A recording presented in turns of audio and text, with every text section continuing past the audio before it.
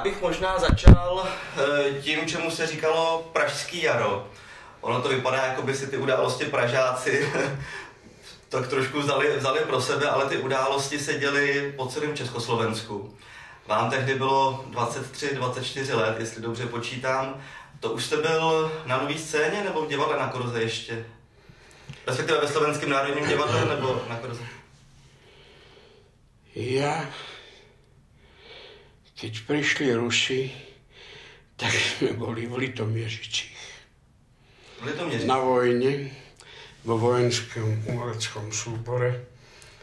Pre nich sme, pre tie kasárne, pre tankistov, čo tam boli veľké, pre nich sme večer hrali. A po skončení toho predstavenia, pretože sme mali asi týždeň do civilu, tak sme išli do miestnej vinárne, že si trošku dáme vínko na oslavu. No a keď nás odtiaľ asi o jednej vyháňali z tej vinárne, dokonca otecko servírky jednej myslivec, my sme nechceli ísť, hovorí, kľúči, ja mám pušku a uvidíte, že budete učíkať. Tak sme sa zasmiali, vyšli sme von na ulicu a tam sa rútili tanky z kopca dolu. My sme na nich vykrikovali, čo je, však večer sme vám hrali a už teraz sa presúvate, kam idete s tými tankami. A potom po takej chvíľke jeden vojak, ktorý utekal tam po chodníku, prišiel k nám, hovorí, kľúči, stáhnete se, vážna věc je válka. No hovoríme, no je toto možné. Takáto smola, týždeň do civilu a chytili sme válku. No a potom jeden major, ktorý tiež tam sa ponáhľal do kasárny, hovorí, kľúci, biežte poslúchať rádio. Rádio bude vysielať dôležitou správu. No tak sme išli na ten hotel, kde sme tam bývali, pustili sme si rádio. A odtiaľ sme sa dozvedeli, čo sa stalo, že sme okupovaní a že máme poslúchať pokyny, ktoré budú dané všetkým. No tak sme poslúchali. No a potom sme sa radili, čo máme robiť. Keďže my sme vojaci a podliehame určitým rozkazom, tak sme išli na okresnú správu, napadlo nás vojenskú správu. Tam už na vrátnici Rusi držali strážku. Hovorím, no ideme, my sme vojaci a my potrebujeme inštrukcie. Tak sme prišli za tým, čo mal službu a ten nám povedal, tak zatiaľ zostaňte tam, kde ste a vyčkávajte, aké budú ďalšie pokyny. Tak sme išli na ten hotel. Tam sme... Nevadí, že tak súvisle... Ne, v pořádku, naprosto. Tak sme do rána sedeli tam dole na recepcii, čakali sme, keď sa rozvidní, čo bude ďalej. A teraz sme videli a počuli, čo sa deje všetko, tak my sme tiež sa pristúpili k tomu, že budeme písať plagáty a rozvešovať po Litomieřiciach. Tak sme napríklad začali do našej histórie básnickej slovenskej klasiky a začali sme písať na plagát Hoj morho, detvo môjho rodu. A to sme rozvešovali a teraz sme sa tak kúkali spoza rohu, čo to narobí a prišli tam dve penzistky, babky z Litomiežic a tá jedna začala čítať Hoj morho, vidíš Mařenko, to je taký pro Maďaři. Tady napsali Hoj morho, to je Maďaři. No tak keď sme počkali, čo sa ďalej bude diať, sme sa rozhodli, všetci, ktorí sme tam boli na tom zájazde v Litoměřiciach, že sa vydáme na cestu do Bratislavy, lebo sme mali ísť ešte do Plzne. Mali sme tam ešte 3 predstavenia, ale to sme vedeli, že z toho už nič nebude, pretože toto, čo hovorím, tak to bolo zjavné, že nič nepôjde normálnou cestou.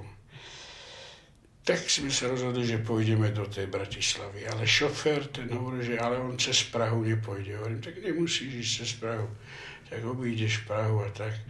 No a už ako sme išli do tej Bratislavy, tak všade nás zastavovali Rusi a my sme ako jedno stále hovorili: my chudožníky, piesní, pľašov. No tak neverili nám, prezreli nám všetko, kostýmy, rekvizity, čo sme mali, či nie sme nejakí záškodníci. No ale potom, keď to všetko v nás poprezerali, videli, že sme skutočne umelci piesní a tancov, tak nás pustili. A takto sme sa dostali do Jihlavy, kde sme prespali a na druhý deň sme sa dostali už do Bratislavy, kde okolo nás, okolo našich kasární, boli ruské tanky, ktoré tam hliadkovali. My sme sa dostali donútra. Teraz viem, že... Ale pýtajte sa, no čo jsem to... To, co říkáte, je zajímavé a já bych se i na to doptával. Možná se zeptám, jaká byla ta emoce, ten pocit, když jste se dozvěděl, že to je okupace. Možná v souvislosti s tím pražským jarem, s tím uvolněním, s těma reformama, kdy lidi měli nějaký nadějný představy o tom, že se ten tlak toho komunistického režimu zvolní, tak v této souvislosti bylo to zklamání, byla to hořkost, že ty naděje vzali za svý? Viete, my sme boli mladí vtedy a keď máte ako hlavnú devízu to, že vám je 23 rokov, tak kašlete na Rusov aj Američanov aj na všetkých. Žijete, pretože ste plný síl a rozmýšľať o tom, čo bude ďalej, to nás ani tak nezaujímalo, pretože, ako hovorím, o tej mladosti. A verili sme tomu, že mladosť všetko prekoná, ako je aj pravda. A každý sa ponáhľal do tej Bratislavy nielen za rodičmi, rodinou, ale každý mal nejaké dievča za frajerkou. A v náručí toho dievčaťa alebo v náručí maminky sa aj tá okupácia nezdala byť taká krutá. Možná, že keby niekto stratil život z vašich blízkych, tak to by bolo iné, ale takto všetci boli zdraví, žili, tak Rusi. No ja viem, že keď v tých kasárniach, keď som bol, tak jak tí Rusi sa na nás dívali z tých tankov pohordavo a v ruke samopal alebo pištolu, tak ja som vytiahol čelo, hudobný nástroj, a rozložil som si pri okne noty. Ja som nevedel hrať na čelo a teraz som chytil to čelo a slákom som vrzlial po tom čele, až som sa jedným okom díval, čo tí Rusi. No a oni veru 10 minút, 15 vydržali a potom sa pekne stiahli, zavrli za sebou ten poklop a mali sme pokoj. Takže tam som zistil, že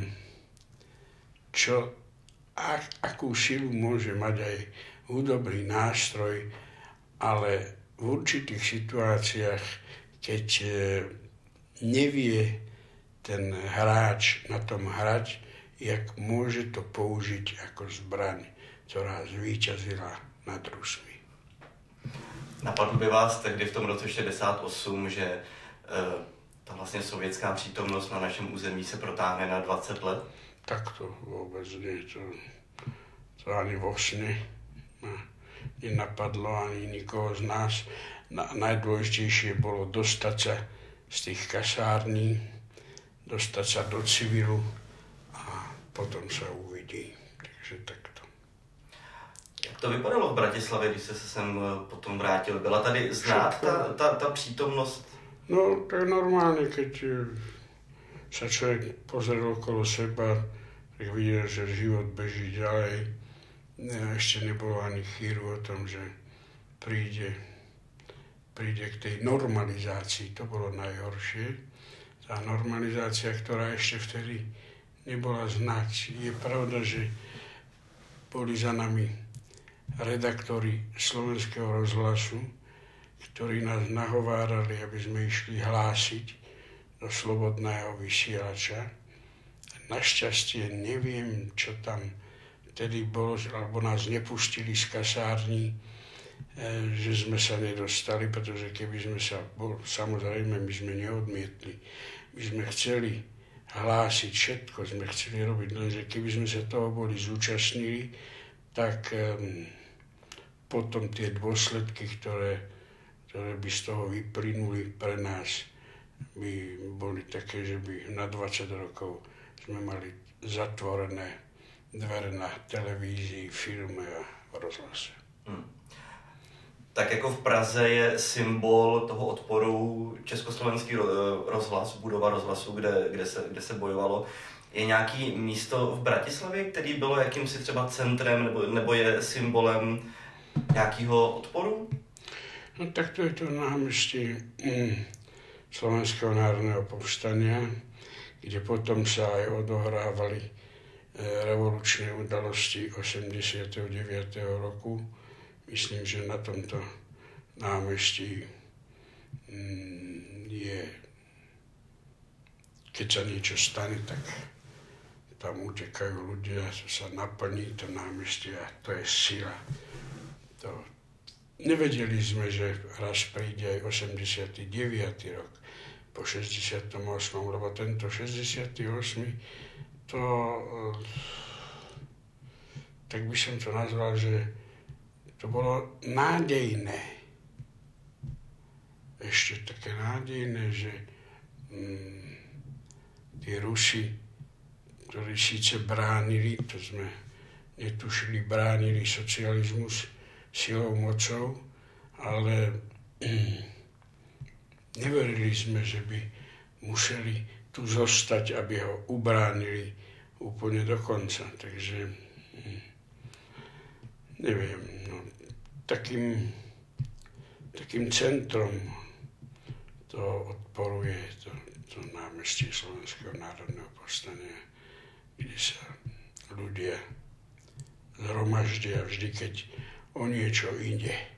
Tak napríklad aj teraz, v tej terajšej situácii, keď bude plné námestie, tak až potom sa budú báť títo, čo sú pri moci. V tom roce 68 pak trvalo po okupaci vlastně několik měsíců, možná 2 roky, než nastoupila ta normalizace. A v tom minimálně v roce 69 ještě ta informovanost, myslím, o rozhlasu a v televizi běžela relativně normálně, než se ty šrouby začaly utahovat. Vzpomínáte si třeba, jak jste se dozvěděl o smrti Jana Palacha? No ja som intenzívne počúval Slobodnú Európu a Hlas Ameriky a z týchto staníc som sa dozvedel. A to vám musím povedať, že my sme v tom vojenskom súbore chodili na tie zájazdy, tak sme boli aj v tých Litomieričiach, keď sa to stalo. A to je sranda, že v každej hotelovej izbe v celom Československu bolo naladené rádio Slobodná Európa a Hlas Ameriky. Na to nezabudnem, to bolo úplne na jednej vlne všetky izby v hoteloch. To znamená dôkaz toho, jak sa to počúvalo a kde sa brali informácie. Pretože inde ste informácie nezískali. No my tu kde sme v Bratislave, tak by sme mali ešte Viedeň, ktorú v Čechách okrem pohraničia sa nedalo chytiť, ale my sme z Viedne aj okrem Hlasu Ameriky a Slobodnej Európy boli informovaní Viedňou. Takže z týchto zdrojov vedeli, čo sa deje. Jaký máte názor na smrt Jana Palacha? On se upálil v lednu 69 hnedka vlastně na protest proti té okupaci. Mělo to třeba smysl z vašeho pohledu položit takhle mladý život za takovouhle věc?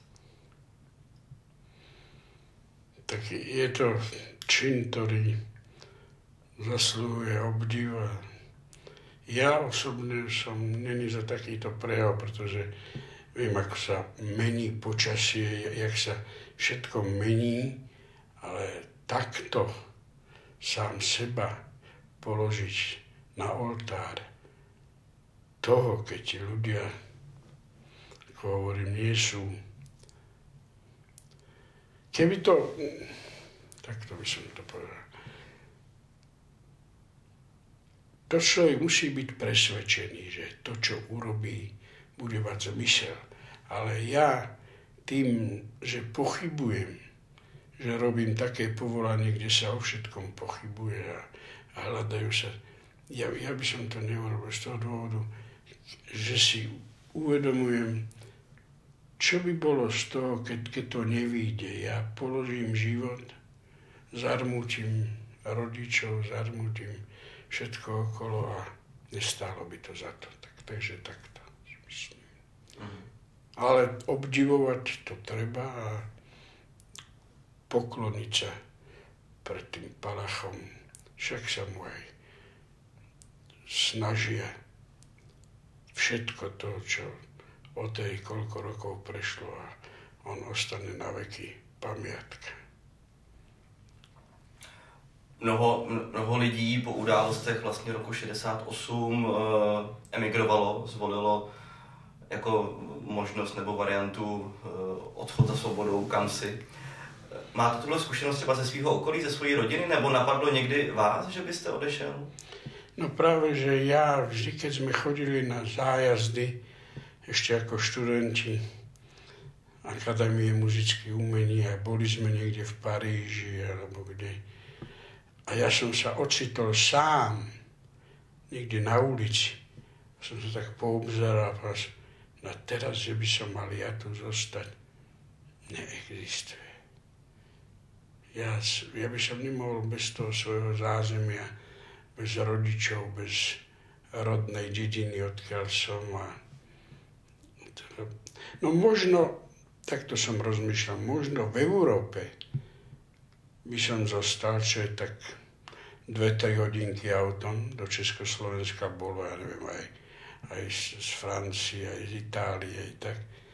Ale že by som prešiel more a odišiel tak ďaleko až za more, za Mláku a nemal možnosť, keď by ma to napadlo sadnúť do auta alebo do vlaku a rýchlo sa vrátiť domov. To nie. No, takže ja som nebol stvorený na emigráciu. Možno, že keby som mal od začiatku prácu, ja neviem, že by som dostal ponuku na film a že by som si ani nestačil uvedomiť, že som v emigrácii, lebo by som každý deň filmoval, tak by mi to ani tak neprišlo, ale ísť do nejakého tábora Traiskirchen a tam byť v tom húfe emigrantov v dave, nie. Nie, všetko som prežil, prežili sme to hodne za ten život, ale vidíte, vždy sa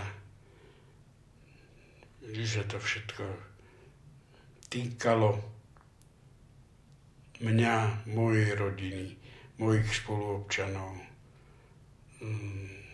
Človek môže sa stretnúť, porozprávať a jak hovorieval môj otecko, keď akože či by sa presťahoval do Bratislavy za mnou hovorí, no dobre, no ale čo by som ja tam, tej Bratislave veľkej, keby som sedel pred domom na lavičke, kto by sa mi prihovoril, ako sa máte, Pána Buda.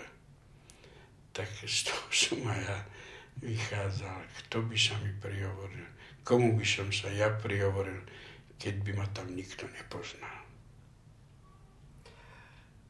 Tou velice významnou figurou roku 68, jednak Pražského jara, ale i potom toho, co se stalo potom, byl Alexandr Dubček. Setkal jste se s ním někdy? Nebo jaký na něj máte názor, i třeba jako nezúčastněný pozorovatel?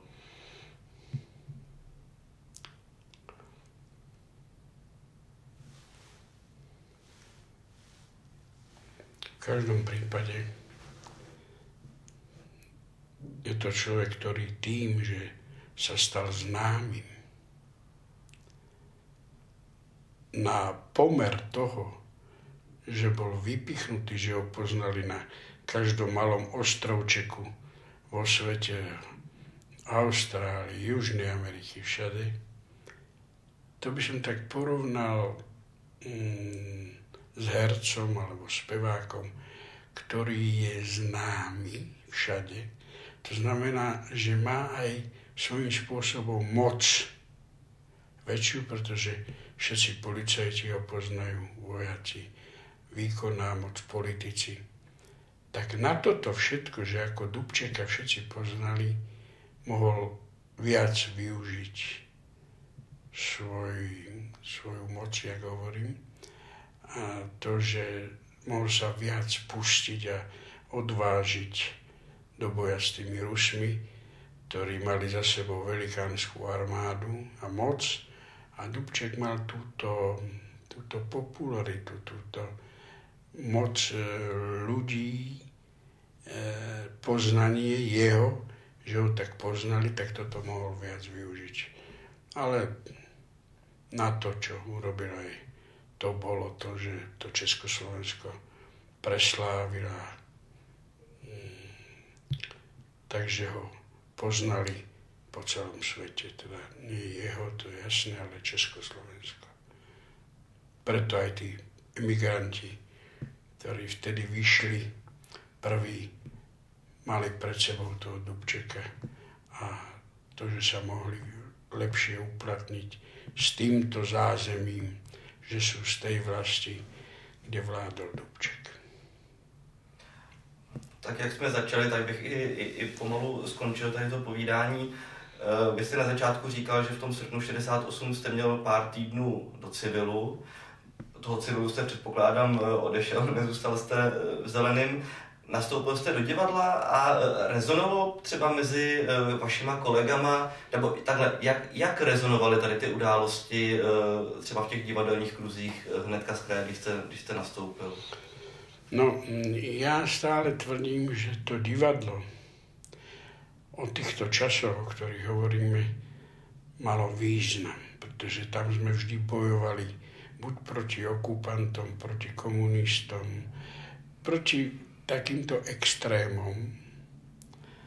A teraz, keď prišla sloboda, aké to veľké sklamanie. Koľko trvalo, kým to divadlo dostalo zmysel. Pretože zrazu sa nám zdalo, všetko bolo otvorené, televízia, cenzúra nebola, všade všetko bolo, o všetkom sa písalo, hovorilo.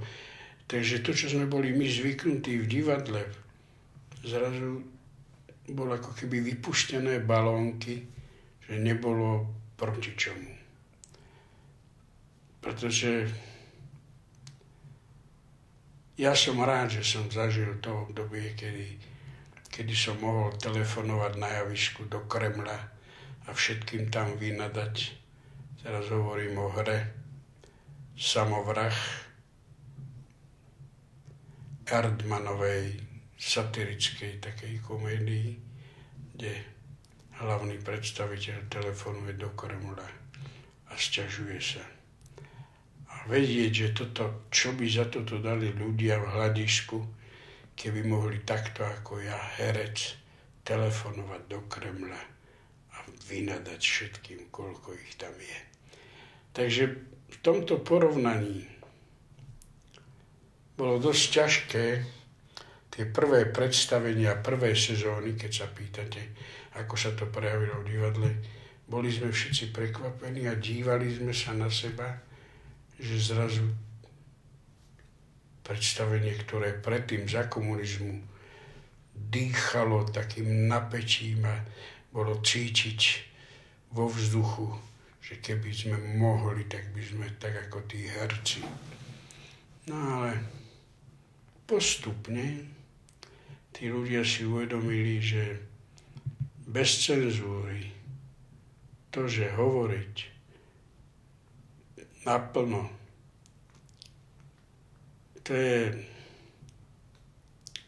to sa všetko nasíti, tí ľudia aj diváci, a hľadali potom už kvalitu, umeleckú kvalitu a nejaký taký z toho predstavenia, aby mali estetický zážitok a nie ten politický, o ktorom hovorím. No a to trvalo také 2-3 roky a potom sa to znovu dostalo do takých kolejí, kedy aj to divadlo už nemalo ten zmysel, ako za komunizmu, alebo za normalizácie. No ale tak. Po té vaší vojně to první divadlo, do kterého jste nastoupil, to bylo už Slovenské národní divadlo, nebo? Áno, Slovenské národné divadlo. Bol na Novej scéne. Ešte na Novej scéne sme boli zo pár sezón a potom som dostal ponuku do Národného divadla a išiel som tam. A úplně poslední otázka. Jak si, hypotetická, jak si myslíte, že by se vyvíjel osud Československa, kdyby nedošlo k roku 68 a k okupaci?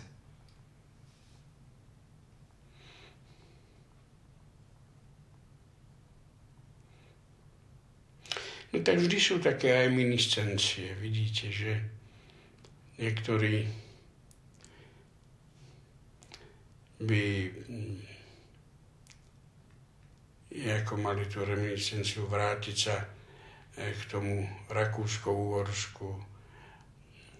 Sice so smiechom by hovorili, aspoň by sme mali more, znovu to nám chybuje. Možno, že také tie, potom Maďari by boli radi, keby sa to vrátilo, lebo by sa naplnilo ich seno veľkom Maďarsku. Takže s týmto smerom to, čo už tieto štáty a ľudia v týchto štátoch zažili, tak tomu by sa tak ako chceli vrátiť, možno niektorí. Směřovalo by třeba dřív k rozdělení Česka a Slovenska, ke kterému potom došlo v roce 1990? Však viete, že Slovensko a Masaryk a všetci títo otcovia vlasti sa potreboval aj Masaryk, aby bolo to Československo silnejšie, to znamená, že Čechy a Morava o samote bez Slovenska by neboli tak silné a argument pre mocnosti a tak ďalej, takže ja myslím, že veľa ľudí, však preto nebolo ani referendum o rozdelení štátu, že sa báli politici Klaus a Mečiar, že ľudia by nesúhlasili s rozdelením, pretože aj zvyk robí veľa. Si zvykli ľudia u nás na Československu, zvykli si chodiť do Prahy, ako na západ, na nákupy. Prahu mali radi Slováci, takisto ako Češi mali radi Tatary a krajinu a tak ďalej. Takže táto vzájomná... Ja myslím, že takto by som to povedal, že keď tedy bolo rozdelené, keď sa delilo Československo a našli sa tí nacionalisti, Slováci a aj Češi, som hovoril, že keď v Sydney, ďaleko v Austrálii, počuje aj ten najväčší nacionalista Slovák češtinu niekde v lúčku, tak tam uteká a zabudne na to, že nemal rád Čechov, ale tak dobre mu padne, že počuje v úvodzovkách rodný jazyk, že sa prihovorí a vy čo tu a toto a keď mu niekto pripomenul, však ty si nemal rád Čechov. No dobré, ale to je iné v Austrálii. Ještě mě napadla vlastně jedna otázka. Vy jste točil s Jiřím Menclem, mimo jiné Vesničku. Jiří Mencl taky hovoří tady v té knížce. A mě by zajímalo, Vesnička byla nominovaná na Oscara, bylo to v době normalizace. A ten Oscar tady nebyl, to vlastně bylo, jsem vypochopil od pana Mencla až skoro na škodu, když byl český film nominovaný na Oscara. Nerozumím teraz. Třeba, jestli jste se vůbec dozvěděli, že ta Vesnička byla nominovaná na Oscara, jak to úřady nebo jak to bylo vnímané tady, protože dneska Oscar je vlastně modla všech filmařů. Za komunistů, když třeba Teodor Pištěk dostal za Amadea Oscara, tak mu na Truc na Barrandově přestávali dávat práci, protože mu to jednak záviděli a druhak prostě dostal cenu od imperialistů. Proto mě napadá, jak byl vnímaný film Vesničková středisková, když byl nominovaný na Oscara tady v té atmosféře. Normalizace. Jestli to vůbec nějak ten film poznamenalo.